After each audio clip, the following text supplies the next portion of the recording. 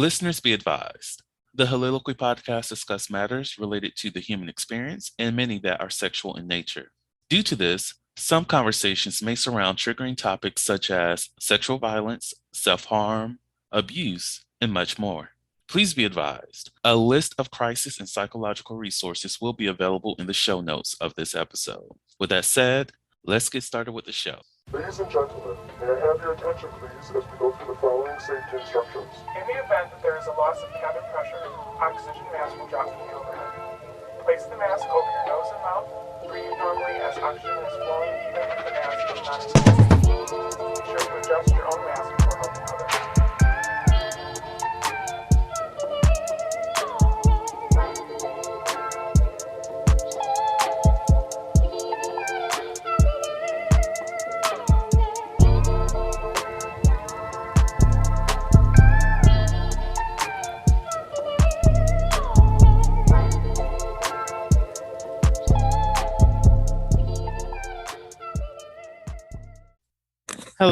Hello, everyone. Welcome to the Soliloquy podcast, where we step out and speak on sexuality. This is your favorite host, Vernon T. Scott, also known as Slater Jackson, and for you freaking motherfuckers out there, Sebastian Adams.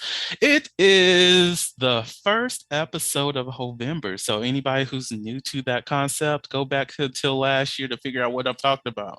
I'll still explain. So Heauxvember is all about sexual freedom. It's all about learning new things about sexuality, essentially what you learn on the podcast in general, but we just focus on all the positive things, good light conversations, and just having fun and enjoying the people that's here. It's also kind of like a family reunion too. So there's going to be voices that you've heard early on in the season, some more recent. It's all about, coming back, enjoying the end of the year, and just enjoying life.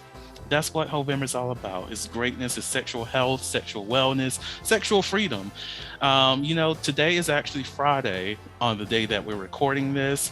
And for Fridays, for those who don't know this, it's always Free Titty Friday. So if you're not planning on lifting the shirt, showing off the titties, if you're not trying to free the girls and free the guys, free the things that's on your chest, the nipples, free the nipples. Nipples is not a bad word. If you out here trying to free the nips, do so. Let them out, let them hang, let them be free. Even if it's on a Wednesday, because if I'm not mistaken, this episode is releasing on a Wednesday. It's still a free Titty Friday. So what you doing? I know after I'm done recording today, the shirt is coming off. I'm going to enjoy my weekend with the titties out because I'm grown, okay? And so are you. Thank you for the PSA. But with me today, I have... Don't judge me.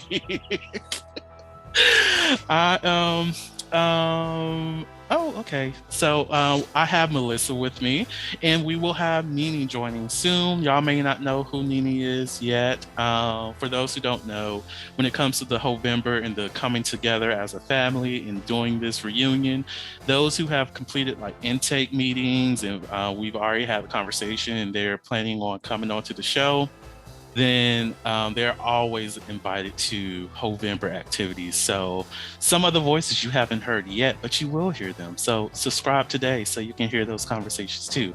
But until Nene comes here, we'll still have this conversation. But Melissa is here. Melissa's from The Talkative Introvert. If you don't know the voice, if you don't know the person, where have you been? Okay. Like, she introduced me to Kylo Ren, okay? Like, we had a whole conversation about how sexy Master Chief's voice is, and also those helmets. And we also had other conversations about sex trafficking in California. That's episodes from last year. Just catch up, people. If you don't know Melissa, where have you been? If you don't know the podcast, The Talkative Introvert, where have you been? But other than that, Melissa, how are you doing? Hi, I'm good. You know what? You brought up Master Chief. My husband and I started playing Halo. Well, he's already played it, but I started playing it and I was like, oh, love it. Love it. Right. Oh, just sculpted so very well. Oh, let me not go back into that conversation. If you don't know what I'm talking about, that episode released like earlier this year. I think that was May, or was it April? It was some month. It was some month of 2023. So, Melissa, who are you? What's the great things about you? Oh, geez. I'm just a normal person. No, I am. I don't know what is normal anymore.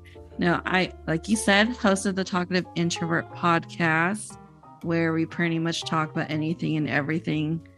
My podcast kind of turned quite a bit. It used to be just about introverts, but now it's like that subject's a little boring. Oh no. So much you could talk about introverts. I mean, it's still, a big part of who I am as a person. I'm very, very introverted, but I also just love to talk, hence the name. So it's just subjects about anything and everything. So if you guys are interested, definitely check it out. Vernon was on there. I still need to get you on for this season. Hey, I'm here. So busy. So busy. The podcasting life when you also have another job, it's hard. I don't know how you do it. You're like on top of it. You're spinning out episodes like nothing. I would say a lot of that is because I have to do the double up on these recordings, because if not, I will be underwater. I told myself when I first started, oh, look, Nini's here. I told, hold up, she's coming in. But while she's coming in, I told myself that what I want to do to keep myself from like stressing out too much is to be as proactive as possible. Because I know that life tends to happen with me, and when life happens. So I do my best to mitigate that by doing things a lot early, most definitely if it's something that I'm passionate about, and if I have control over the scheduling, I just knock it out, because otherwise I will be in my bed crying, why can I not get things right? And I don't like to be that depressed. So no, not at all. Not at all. Nini, hey. Hey, I'm so sorry. My internet started to go crazy, and I'm like, no. Right. Well, just to let you know, we are in the midst of recording already, but you're good. We're still at the beginning. Sorry. We are at the beginning, girl. We're at the beginning. I already gave a brief introduction about who you are and when they'll start hearing your voice on season 3, because bitches, it will be a season 3. Season 4 is still questionable, y'all. I made an announcement about what season 4 gonna look like, but y'all, I got a lot of transitions going on, but you will still love season 4 whenever I get around to that. But right. Nini, we're just doing some intros. As you can see, this is Melissa, the host of the Talkative Introvert. We love her. She's greatness. Hey, nice to meet you. Hi, nice to meet you. So Nini, since we're doing intros, who the fuck are you? Yes. Well, hey, I'm Nini. AKA the spiritual strategist. I am a digital marketing specialist who specializes, of course, in digital marketing, but I put a little twist to it. So I take spirituality and mix it with marketing, because if you notice a lot of things, when it comes to marketing, it's all about your journey, the buyer's journey, and companies taking that specific journey with you in the buying process.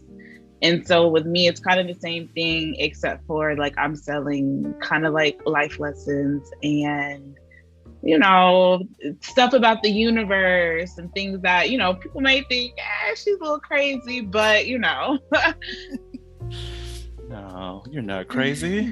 Plus, I accept all crazies, because look, they be knowing a lot more shit than I be knowing. So teach me the crazies. Right, I feel you. Yes, and I have a little one, Araya.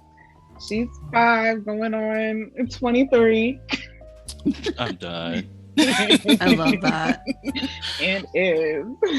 And I love that you mentioned that, because that kind of brings us into the conversation of what today is all about, which is related to parenting. And you already know, Vernon over here is not trying to raise anybody's kids, not even my own at this point in my life. I might be interested in doing the parenting route in about 2-3 years. We'll see how that looks, because but we will be talking about parenting, and you were like the best source of some of the conversation here, because I know Melissa currently does not have any children. If I remember correctly, not trying to push one of those little motherfuckers out.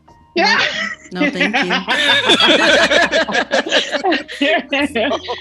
So I feel as though your perspective will be much needed for the audience, most definitely in terms of being a sexual parent, because for me, I feel like many people of today's age will be a lot more healed and comfortable with having those conversations about sex if they experience a healthy sexuality within their own homes, from what their parents portrayed, rather than being so reserved or very tight-knit.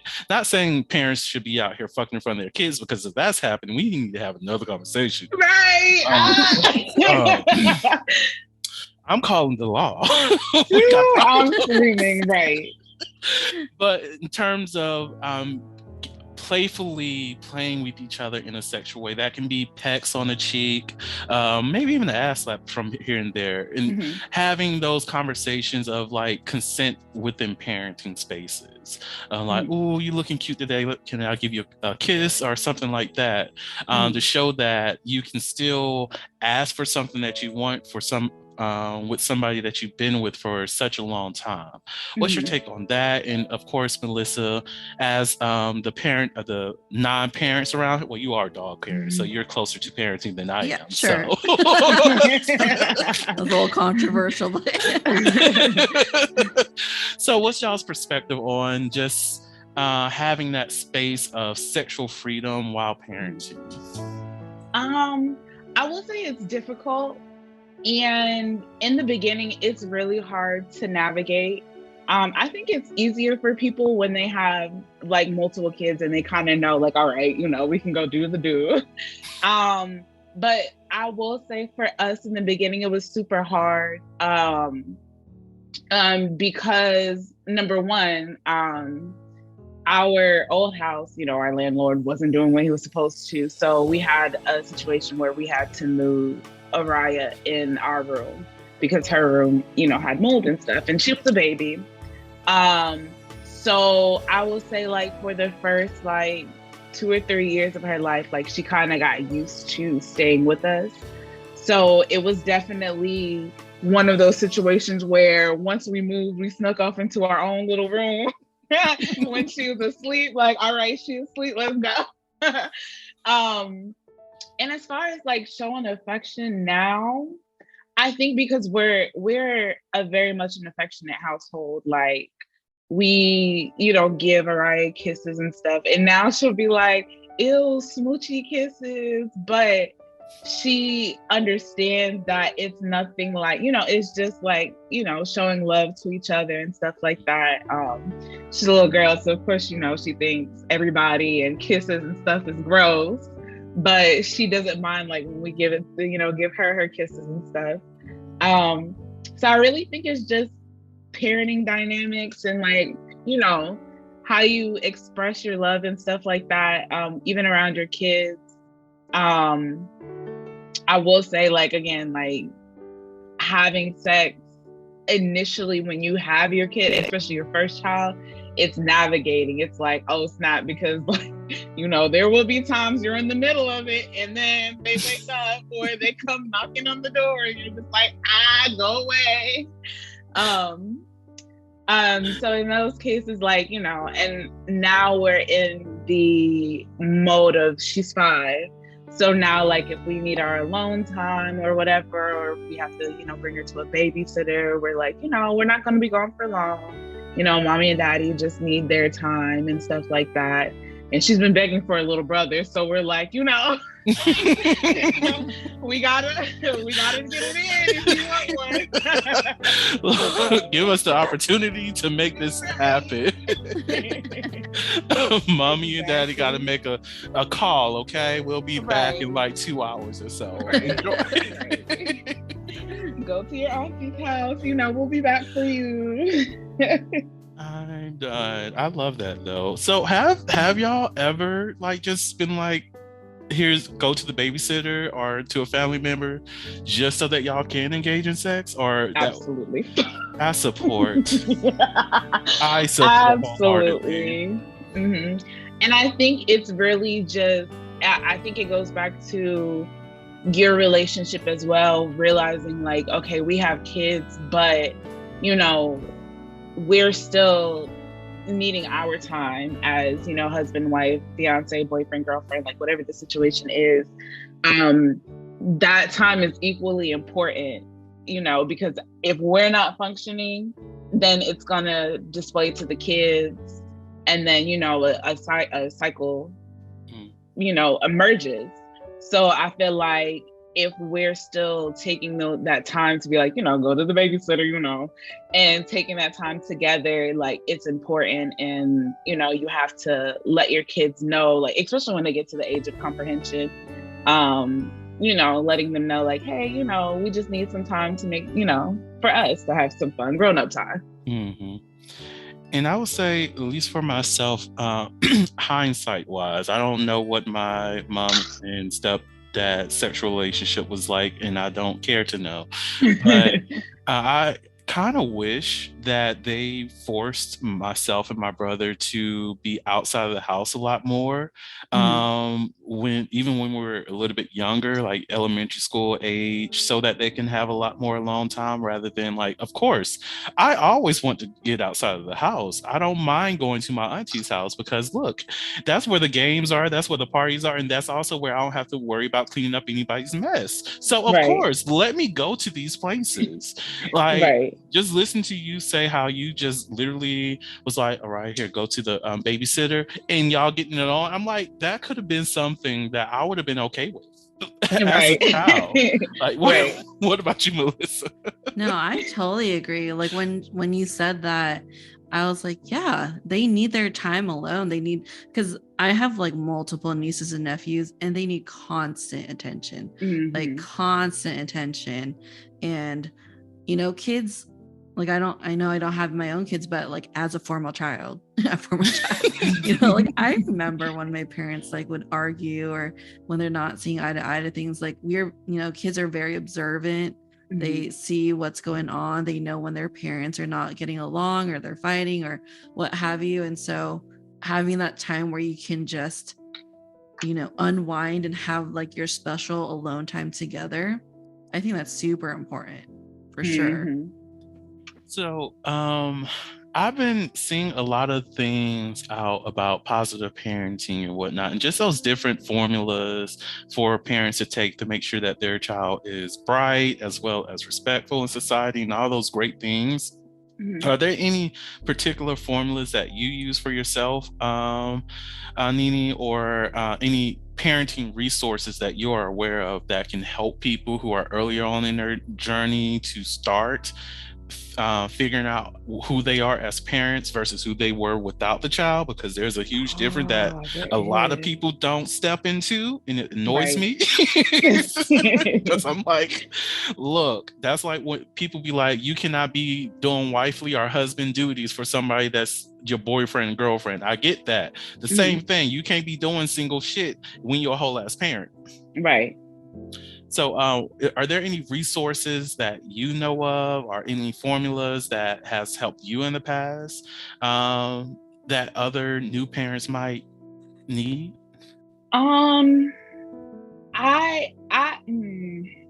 don't look anything up. I'm not gonna hold. Well, I do sometimes when like I find that Araya is doing something that I'm like, is that normal? But I'm not typically the type of parent that looks things up.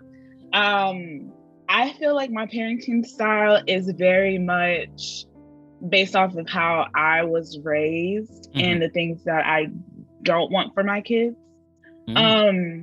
I've come from a very abusive background, parenting wise, and there was just some things that was like, when it comes to manners and everything like that, that was an issue. Naturally, we kind of just told her, like, you know, now we don't tell her to say yes ma'am or no ma'am, because I wasn't raised like that. We were raised in the North and not the South. that was foreign to me when I moved here, and I was like, yes, ma'am, huh? I just said yes, and I thought that was okay.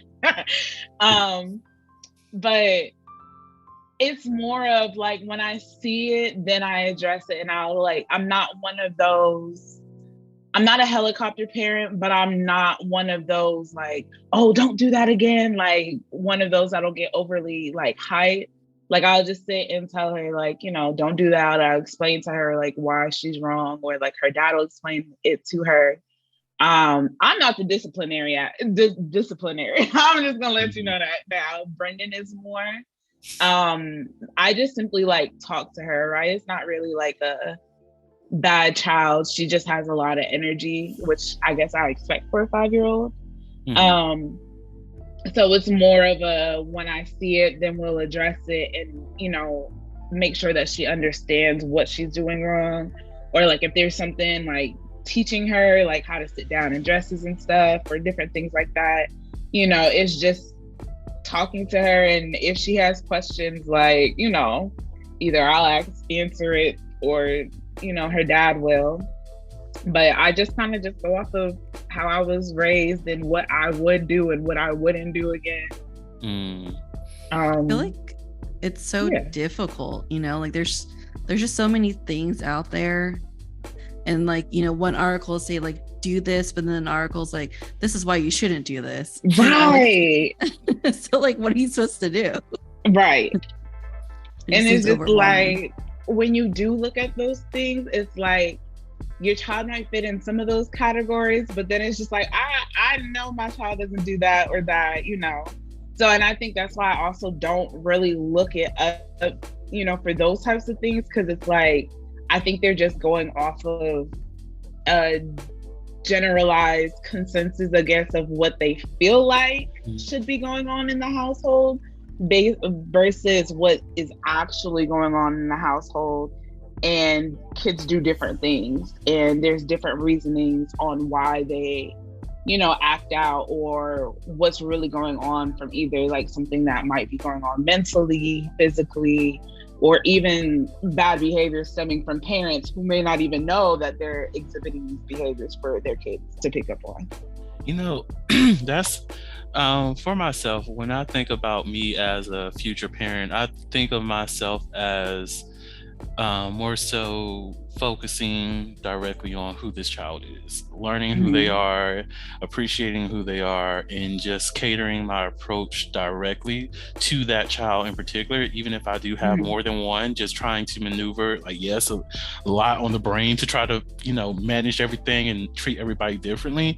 But I also think that if I can do that in having multiple friendships, I feel like I can do that when it comes to a child. Granted, the child, their personality will change throughout the years, and I have to adjust to that.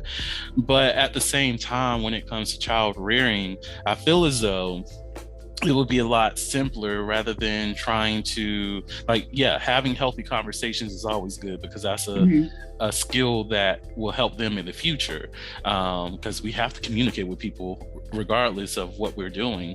So I do want to instill in my child, like, hey, this is how you have this conversation about when something's bothering you, when you're hurt or anything like that, versus always having to yell at the child. But I think outside of that, when it comes to the different approaches, I just think that a lot of the formulas that they try to put out there, there's no evidence to say that they really work. Honestly, they're just like, oh, this is the suggestion. And then 3 years, 10 years from now, you realize, oh, wait, no. That's like with the thing about, oh, we need to make sure that everybody's a winner. And now we have a generation of people who really does not understand how beneficial it is to lose. Listen, and that's what me and Brendan was talking about, because Araya plays softball. And even though she plays, excuse me, with the 4 to 7-year-olds, I think that's the age group, it's not, we're thinking it's competitive, and it's not competitive whatsoever. Like, even at their young age, they get the notion of competitiveness. They want to win and stuff like that, but it's not And now it's like, not saying that it's not okay, you know, to lose and stuff like that, but like I also feel like you need to teach your children both, and they're not really teaching them at their age winning or losing. They know it, but they're not really teaching them or helping them understand exactly what it is and what it is to be a team player and what it is to like go through, oh, we just lost, you know, that type of thing. Yeah, because it's really unrealistic, right? Not everyone gets a trophy. Not Right. everyone, you know, scores the job that they want. So it's kind of a bit of a disservice to the kids to give everyone a trophy or a gold star. Right. Like, I get the mindset of you just want people to have fun. Yes, then have a league that's just about the fun. Don't call it a league at that. Say, hey, we're going to the park to play kickball, and we're going to enjoy. We're just going to kick the ball as many times as we want. We're going to run around. If you're out, you're out. And we're just going to keep doing this until everybody gets tired. That's great. Right. That's fun. That's amazing. But if you have people, well, most definitely young kids, in something that they feel as though that they're going to be competing in, and they're going to engage in that, they're going to want to know, did I win? Because let's be real, kids are exposed to games where they can lose. They play a lot of little games on the phone where, oh, if you mess up, strike out, or you'll lose. So they understand the concept of losing. So and most definitely they can count. Right. And let me tell you, I am not paying all this money for you to get a participation trophy, for everybody to get a participation trophy. That's cute and dandy, but I'm paying you money so you can win something. Look, okay, we talking scholarships, everything. You better give them a little necklace that said thank you for trying, and just keep it moving. If everybody needs to get something, that there you go, get a little certificate, and we'll walk away with our trophies. Thank you so much. It was great playing with you. You broke bitches. Like, thank you. Like, what are we doing? What we're not going to do is that. So, But anyways, another thing, because we are in an age where, and I'm sorry, I'm sipping on my drink a little bit earlier than I'm supposed to be.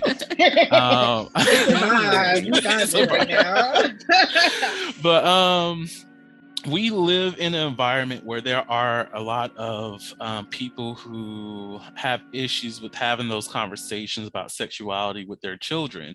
And some people, I get the discomfort. Some people are unable to have those conversations, but based off of some experiences that they had in their past. So talking about sex is traumatizing, triggering, or what have you. I get that for those individuals, but for those who just don't want to talk about sex because I don't know, or they feel as though their child is not going to be this type of child, what advice or what kind of resources, if you know any, do you have for those parents? And Melissa, you can even step in on this one too, but what do you think can encourage parents to just expose themselves to different understandings of sexuality, or different resources that they can look into, so that they can understand, like, hey, just because my child is uncomfortable in their skin, I can still love them. I can understand what it means to be trans, all those things. Well, they can listen to your podcast. Better drop Period. it. You better drop it. Period. I love that. Yes, that's the only answer.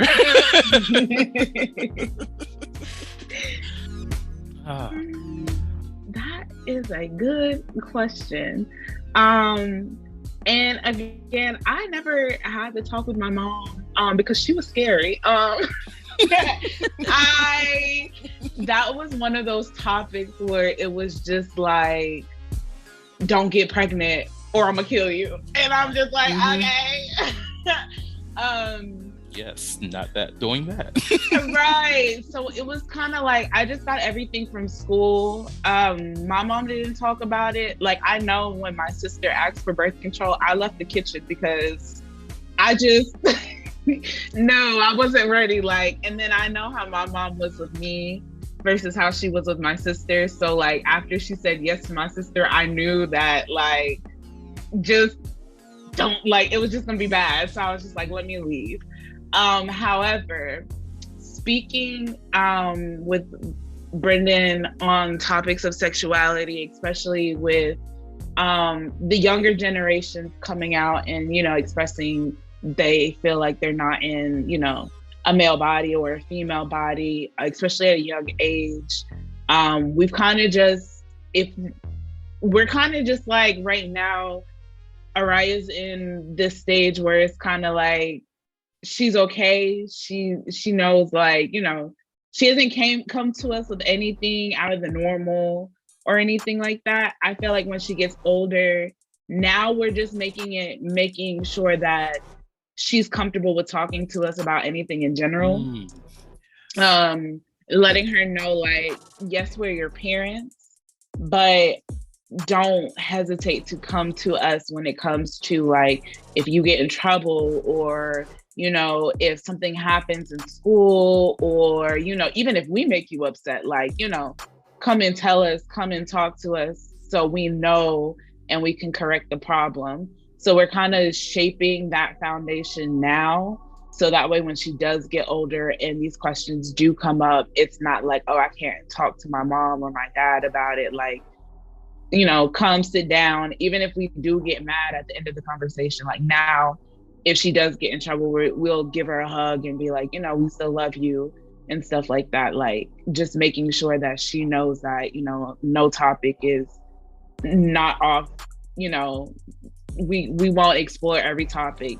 Even if she brings up something now, and we're not ready, we do let her know, like, you're not ready for this conversation now because we know, like, you can't comprehend everything.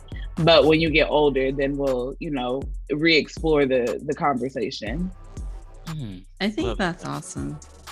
Agree. That is a beautiful thing. Like, honestly, just from hearing that, I can tell she's going to grow up to be an advocate for herself. Because when you have that freedom to not necessarily like yell at your parents, but comment on how you feel about how something that they said make you feel, and that is respected and understood, it reinforces that idea that I can speak up for myself, that I can advocate for myself, and I can just have these conversations with people regardless of where they, you know, feel. And she also will understand, you know, the concept of healthy dialogue. So if someone goes above and beyond or on a lesser vibration than that, she can understand, okay, well, clearly we cannot have this conversation because this is not how it goes with my parents. Right. Yeah. You're at a 10, I need you to bring it down to a 3. Okay. Where you at here? Because, so I think that is a wonderful skill to develop at such a young age. And I love that you mentioned that you leave yourself open to the possibility of something. And I think that's where many of those parents fail, is that they are not open to understand that their child is not going to fit the image that they've made for their child. And that's where many, even from my own parenting experience, like, you know, being a child and being raised, that oftentimes my parents didn't see me outside of themselves. Like, yeah, I might look like you, but I'm not you. Exactly. Like, I have my own experiences. I've grown to appreciate the things that you've taught me as well. But at the end of the day, I operate differently. And if you don't see that, then okay, like, we can have a conversation if possible. So I think that's a wonderful skill to develop at such a young age. So let me know, like, we took her to see The Little Mermaid, and it just kills me. It was hilarious. I asked her, you know, how did she like the movie? And she turned and looked at me and literally said, "Mommy, she gave her voice up for a boy." And I was like, so I don't have anything to really worry about right now. Like, she's gonna be okay, but I know to keep that conversation open. At least I know she knows, like, she's not gonna just give up, like, you know, her talent, or at least right now, in the mind frame that she is right now, she knows, like, all right, this isn't what's supposed to be. Yes, young lady. I love it for you. Yes. She said, I'm not going to the area. Right. What we're not gonna do is that. Look, I don't mind being a mermaid, but to give my voice up for a motherfucker that he ain't paying my bills, hold up. And I just met him. I ain't even meet him yet, for real, for real. And she's only 5. Yeah, right? She's only 5. Yeah, she'll be 6 in September. She really is 5 going on 23. Right? I love that. So cute. She really is. But yeah, I think many parents, any parents who are listening to this episode, I think if you are uncomfortable about sex, engage into that discomfort and understand what about it that's making you uncomfortable. And sometimes if it is something that is like traumatically based, you have to address that so that you can be helpful to your child in their process of understanding their sexuality, because many of us don't realize that the teachings that we received as children, most definitely if it relates to covering yourself up and all this other stuff, is from people who are acting out of trauma response. Yeah. And I know like parents always want to be like, you were asking earlier if there's any like resources or like things that they can like go to. But I think even if you don't know, like as a parent, if your child comes up to you and they're like, I think I'm, insert here. I think a beautiful thing is, even if you don't know right now, you're not prepared, you don't know where to go for resources, a beautiful thing is just to research it together. Be like, I don't know what that means right now, but I'm happy to go through this with you and figure out what this means for you and for our family and whatever, So just because you don't know right now doesn't mean you can't. Right. I said I'm going to use that, especially when she gets older. And I don't know certain things. I never thought about it from that perspective. Yeah, look at that. Right. Period. Like, may not be a parent, but I have something to say. But no, that's a really, really good tip for real. And I think it would definitely make the parent more comfortable and the kids more comfortable and make them feel like, okay, so now I'm going to open up to you more because I know that we're going to look this up together. And I'm not necessarily just going through this by myself because you just brushed me off. Yeah. And it can be kind of scary, like, because for us, I don't know if are you a millennial like we are? Okay, because like, for I'm a 90s baby.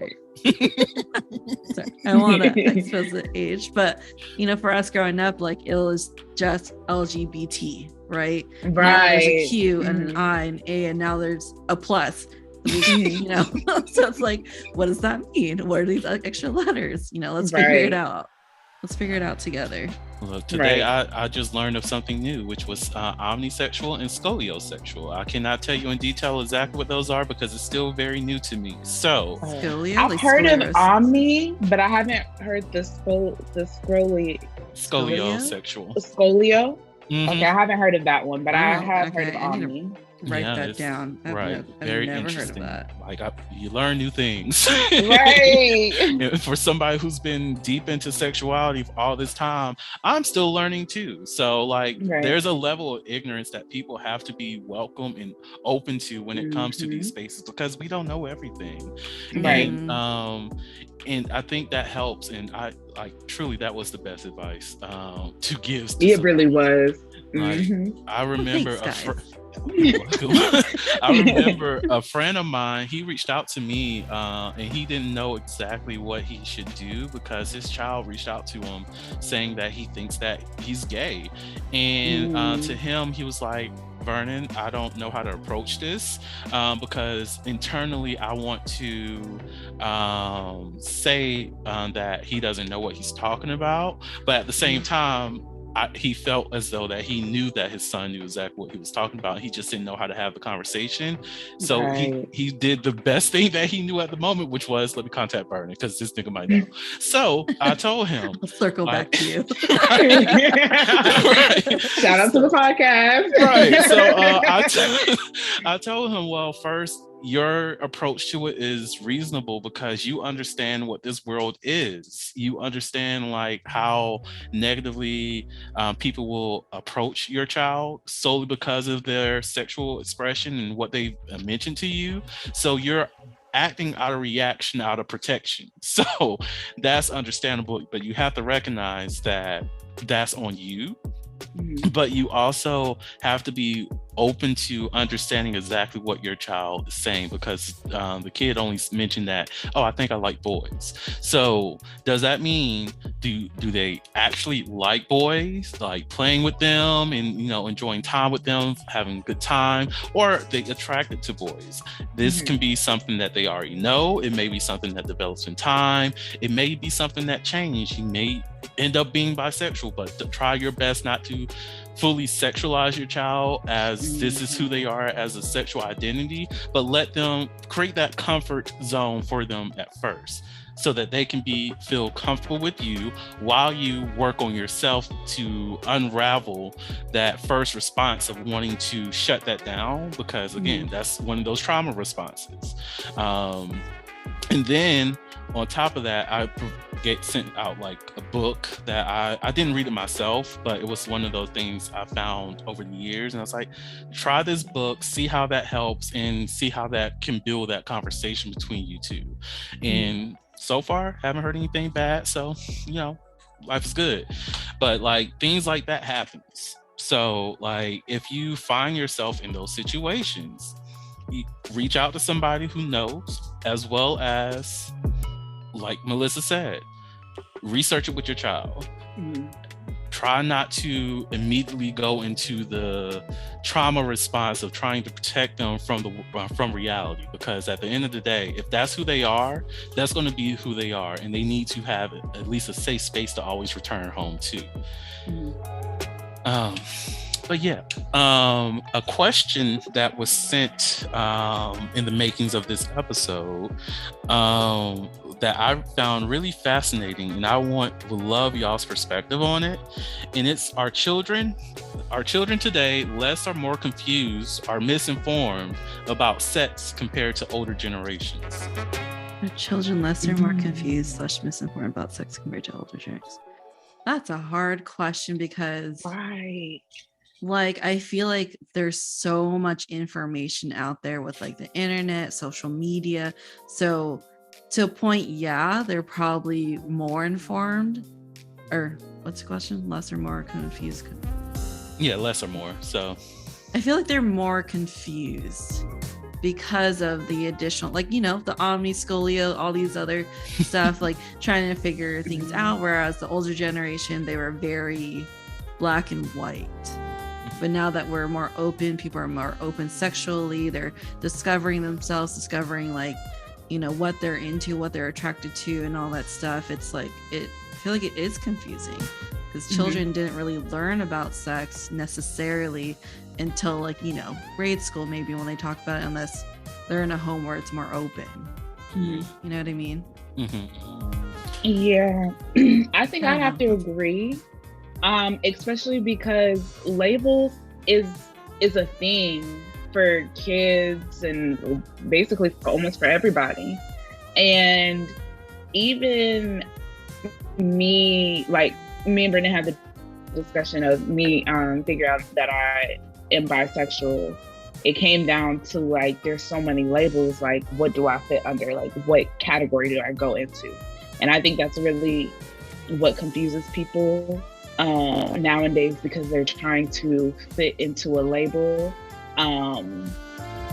just to fit into something.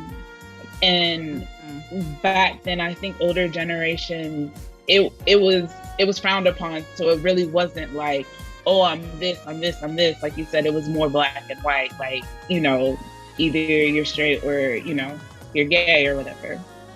And I think that now, especially with media and everything and everybody putting it out in the media, and people are like, you know, especially when it comes down to like maybe boy and girl restrooms and different things like that. Number one, I feel like it's being like really, really kind of, I don't want to say forced, but it's being put into younger schools where people aren't really sure what it is. Like they understand like they're girl or boy. So I feel like now it's like, okay, I know that I'm a boy, but I feel like I know that I'm also a girl because I'm experiencing these feelings. Where do I go? And media can give you all of these tools and stuff like that. But when you go back home, where you might not have that education or you might not have that freedom, you're like, all right, I know that I'm this, but I can't, be like this at home.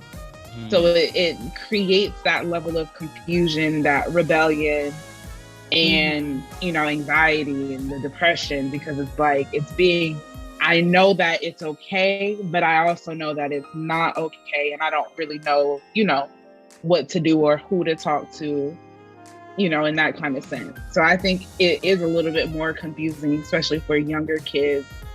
I'm going to say like maybe middle school and under, especially like within those, groups of kids.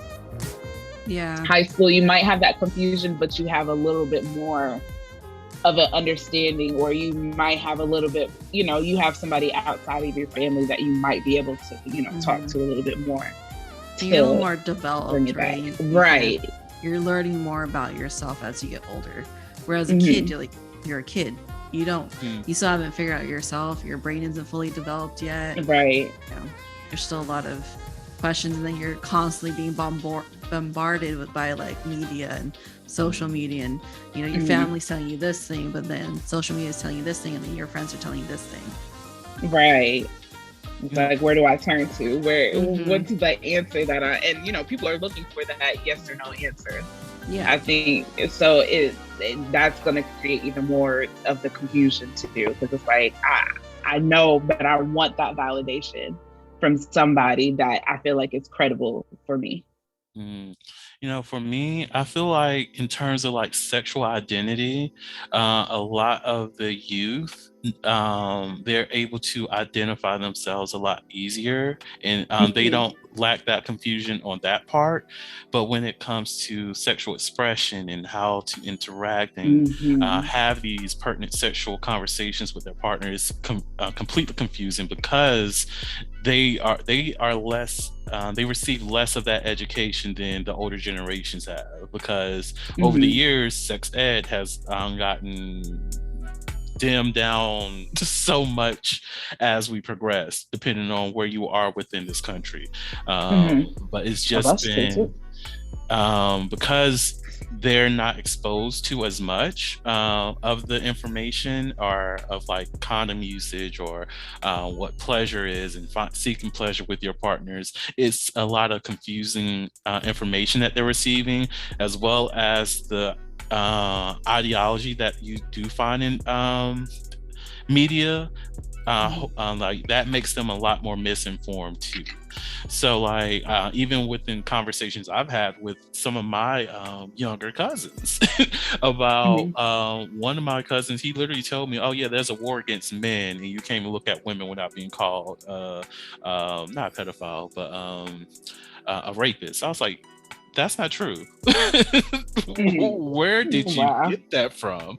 Like, now we have to have a conversation, because what the fuck are you listening to, watching, reading? Because this is not it. Like, you can look at people, you can look at women, you can do these things. Now, if you make somebody uncomfortable by touching them, disrespecting their boundaries, and just say fuck your consent, now we have a different conversation. Then yes, you definitely are a racist. Not racist, a rapist. But if you're just walking in the hallway and you just lock eyes with somebody, no, you did not sexually assault this person. Like, who told you this? So like on that level, they are fully misinformed about a lot of things. And I will have to have that onus on the older generation for making it such. But in terms of who they are as a sexual being, like I'm bisexual, I'm queer, I'm trans, I'm gender non-binary. That generation, the younger generation, they're just like, bitch, I've been knowing who I was. Why are you late? And the older generations, of course, those who are within the queer community, they just like, yeah, I know who I am, and it's kind of like a solid thing. But outside of the queer spaces, the older generation is failing on recognizing sexual identity, and that's where I see it. Right. Yeah. So another thing, sex education. So, what do you think the impact of sex education is on our youth and who they are? Who they develop in for their future selves. Like even when it comes to Ari, when you think about her learning about sex ed in school, or even how you end up having that conversation with her, how do you think that will help her in her development? I think that's a great question. That's a hard one. Right, it really is. Because it depends on what they teach, because she's only 5. So by the time it's time for sex ed, which is like what, 6th, 5th grade, something like that. I didn't get that information until middle school, so I don't really know when they really teach it. Well, what would you want her to learn, I guess, from school? Well, I'm a firm believer in the comprehensive approach. At least with this age, they're mostly focusing on consent and understanding that people are different. That can be, this family structure that includes 2 dads. This one has 2 moms. This one have 2 individuals who are non-binary, and they can express what that means. This person may have parental units or guardianship of grandparents rather than their actual parents, because just recognizing that there's different ways that families look, but they don't really talk about engaging in anything with contraception until like middle school and stuff like that. Okay. Right. I think starting off, that's good. Even possibly like the anatomy, because kids recognize parts too. So I think at least like the anatomy of it now would be helpful for it. As far as growing up in the contraception and stuff like that, I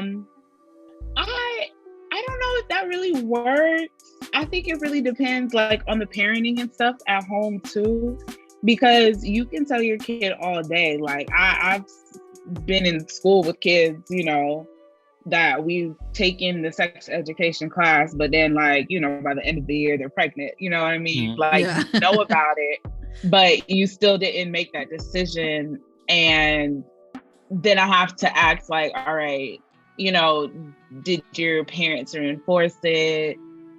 Did, like there's other things that'll make a kid like, like I want a kid now and stuff like that. That'll just make them make those choices anyway. But at least now, I think studying the anatomy, how families, the different makeup of families, and different things like that, I think that's beneficial for right now. Everything else, I'm not sure. I haven't thought that far in my thought process, but I would think that like, leave that part mainly for like the parents, like, teaching the contraception and stuff. I feel like the parents could go a little bit more into detail and really fully grasp information better than it coming from like the teacher or something like that. I don't know. It's rough because it's like, because school is hard, especially public school, because you get people from different backgrounds, different cultural backgrounds, religious, and like, it's not a one size. Well, like, how do you create a one size fits all? Because, there's some people who don't believe in sex before marriage. There's some people who are like, don't even like believe in masturbation or like, just stuff like that. So it's like, how do you create one that fits all societies, all cultures, all backgrounds? That's beneficial for the kid, because for me, like, at least like I would have liked to been taught more about the anatomy. Like I was telling some in one of our episodes, like part of our sex ed was like our teacher gave us an envelope full of just like images of genitalia with like STDs and STIs and whatever. And I'm assuming it's to be a scare tactic, right? Right. Yeah. That's what I also, like more than half the class probably already had sex. So they're like, whatever, okay. Right. Been there, done that. Yeah. No, but that's real. Like I think when it comes to those conversations, like it is important for children to know the anatomy, proper names, and all of that, know about consent. And I really do think that parents do have that role that they need to perform for their children to educate them on the differences and like contraception and utilizing that, because it's not enough to say don't get pregnant or make sure you use these things when you yourself also push that message that, oh, well, it doesn't feel as good if you use a condom. So it's like there's a level of having honest conversations with children and young adults to let them know, hey, you're going to have these urges. You're going to want to engage in these sexual like experiences with other people. And when you do that, I want you to feel comfortable enough to have a conversation with me that you're planning on being sexually active. Listen to me first. Right. Please. So that I'm aware that this is something that you're looking to do. And then we can also reinforce the need for contraception. Talk about, hey, look, I know it may feel or seem easy raising you, but listen, motherfucker, it is not. So think about who you are and what we've been doing for the last 16, 17, 18 years. Do you want to experience that as well? Like, just be real with me right now. If you don't, please, please, please, please use contraception. This is not me saying that I didn't want you as a child. You are a miracle. Right. But I just want you to live a little bit, you know. Enjoy life. Be able to be out here doing the things that your dad was doing at your age. And look, once you find the podcast that I started, period. And you just like, oh, daddy was a hoe. So look, I want you to experience the great things that life can bring. So in order for you to do that, you might want to ensure that you don't have that distraction or those things to keep you from moving forward. Because if you don't have those resources, I'm going to make sure my grandchild is taken care of. But I don't give a damn about you because you was doing grown folks things. I'm going to treat you like an adult. Right. My baby going to have all the food in the world. You might not go hungry, but I'm not paying your rent. You got some responsibilities. But like, just being real. But a lot of children need those honest conversations that reinforce the importance of taking safe sexual practices, being mindful of who they engage with, and establishing trust, and even ensuring that the person that they about to lay down with is going to provide pleasure. Because what we're not going to do. Listen. Wouldn't that be tragic? Like, look, let me find out I have a child and their sexual experience with their baby mom was mediocre. I'm going to beat on them all the fucking time. So you mean to tell me I have a whole ass grandchild and you did not receive good sex? Is that what you tell me? I am upset. Nothing out of this. So all that you brought me is a whole ass grandchild and you got no pleasure in it. Right. I feel some type of I need you to go outside and find to understand what it is. Wrap it up next time. Oh God. That would be tragic. It's so tragic. Like, I don't know if I've said it on the podcast or not, but I'm a firm believer that parents who've engaged in like sex and it was very bad, like very mediocre sex with their partner, and that's what conceived their child, they resent that child every single day because you were not brought into this world from a pleasurable experience. Like, how dare you become developed out of mediocre sex? What the fuck is you? Like, right. I'm screaming. Poor kid. Poor kid. Not even their fault. Right. They're gonna look at you like, I'm sorry. Isn't that something you need to talk to dad about? Like what? Like, or talk to mom about? Like what? Why You're would just like, can you please just sign my field trip slip so I I just came here for you to sign this paper. That's all. That's all. That's go all. talk to dad. I'm sorry. Look, walking to every meeting with the parents. Here's a slip for a therapist. Like, Right. got this from school with my report card. Here you go. Now the kid is like, oh no, I got to be better than my pops now. Passive aggressive as fuck. I love it. Yes. If you are somehow a child listening to this podcast and you're at this point in the show, if your parents need therapy on those progress reports, bring the therapy slip with you. Hand it to them. It's like, this is something that somebody told me about. I don't know what it's about. I don't know. I can't read it. Right. But you guys, Grades, here's a better help brochure. Right. Here's a discount too. I don't know who gave it to me. I just found it on the street. Oh God. They just said bring it to you, so I did. Here y'all go. Don't say I never brought you anything. Exactly. So before we wrap up this episode, one of the things I wanted to touch base on is the concept that parenting means nurturing, and also what did we want as a child? Well, what is it that we wanted to receive from our parents as it relates to sex ed when we were children? So that's going to be the last two things. So let's go off of that. Okay. What did you want as a child? You know, honestly, like, this kind of goes back to what we were talking about, like sex education stuff and coming from the parent.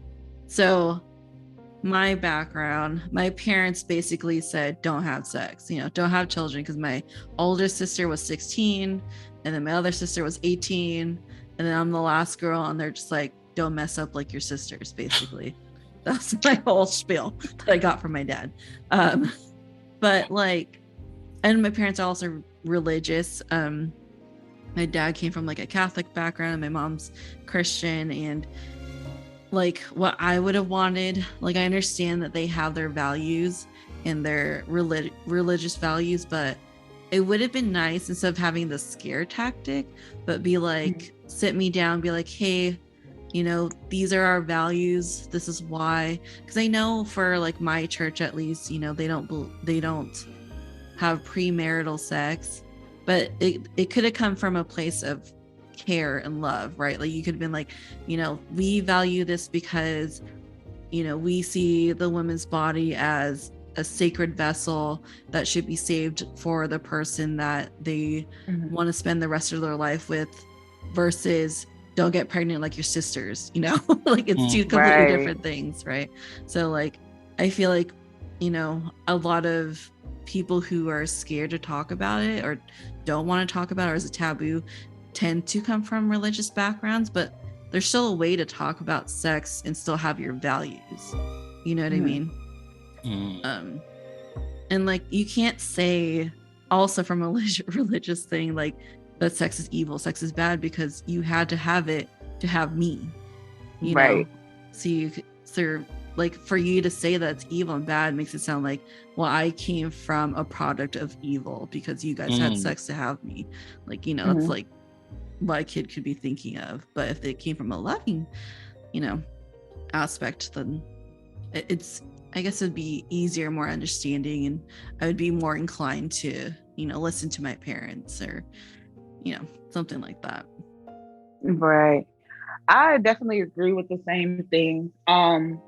I wish that I was able to talk to my mom more freely about sex, to be more educated instead of being afraid to have those conversations.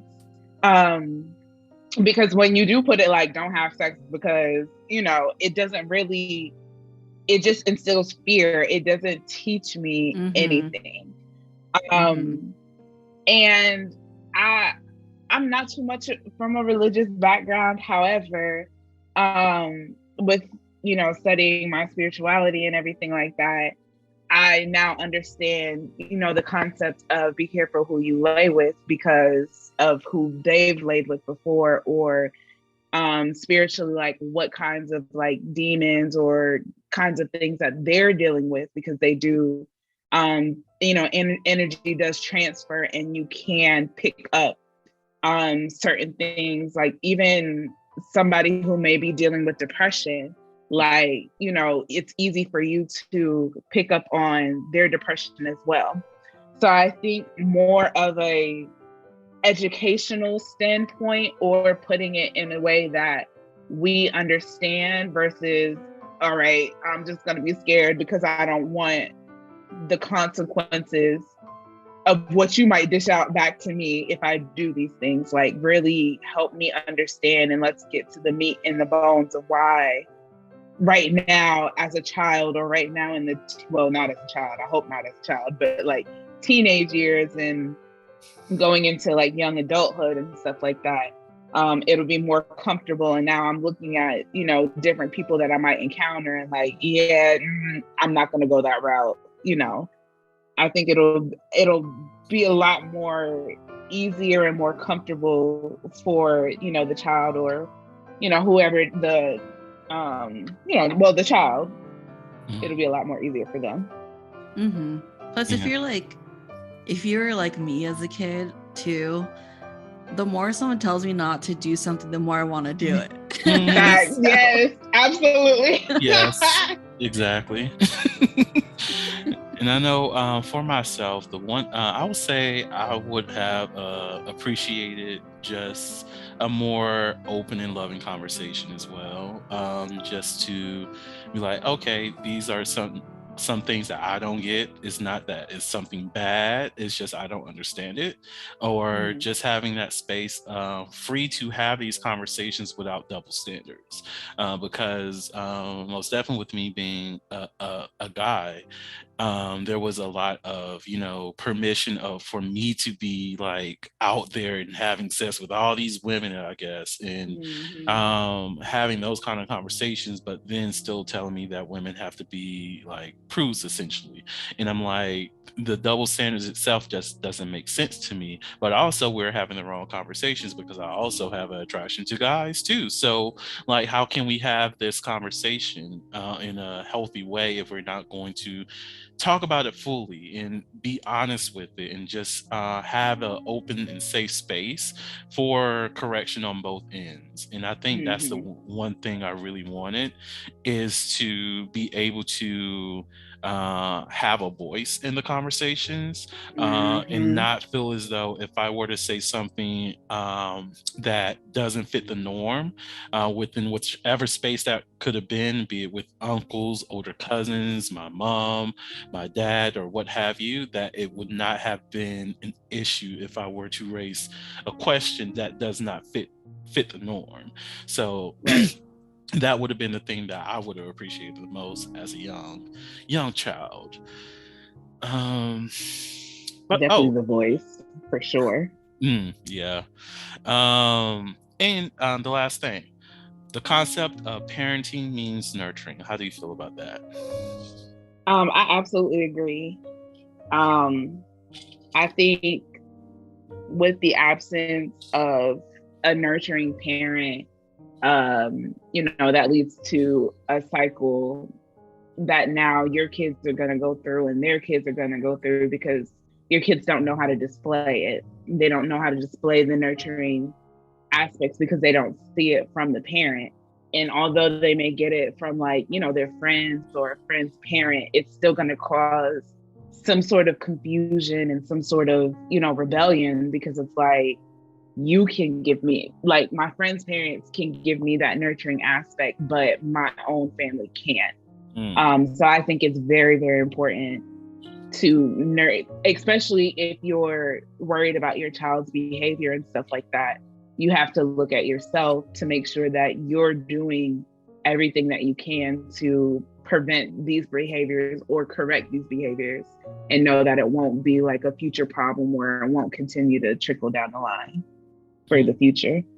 100%. You got anything you want to add on that, Melissa? Nope. You got it. You said what needed to be said, and I agree with you. So on that note, thank both of you, Nini and Melissa, for coming on to the podcast to have this conversation with me. I greatly appreciate all of you. Well, both of you. I'm speaking like there's more than two people. There's numbers and words for these things. To the audience out there, thank you all so much for listening to the Soliloquy podcast, where we step out and speak on sexuality. Just in case no one has told you this today, you are beautiful, you are worthy of happiness and joy, you are enough and then some. You may not live up to the expectations of others, but that is okay. You are only required to walk in your own shoes. May each day you live lead you towards abundance. With that said, love you all and see you next episode. Bye. Bye. Thank you for listening to the Soliloquy podcast, where we step out and speak on sexuality. You can subscribe to the podcast through your favorite podcasting app and find us on the web at www.soliloquy.com. That's www.heauxvember.com. Share the podcast with your friends and join the conversation.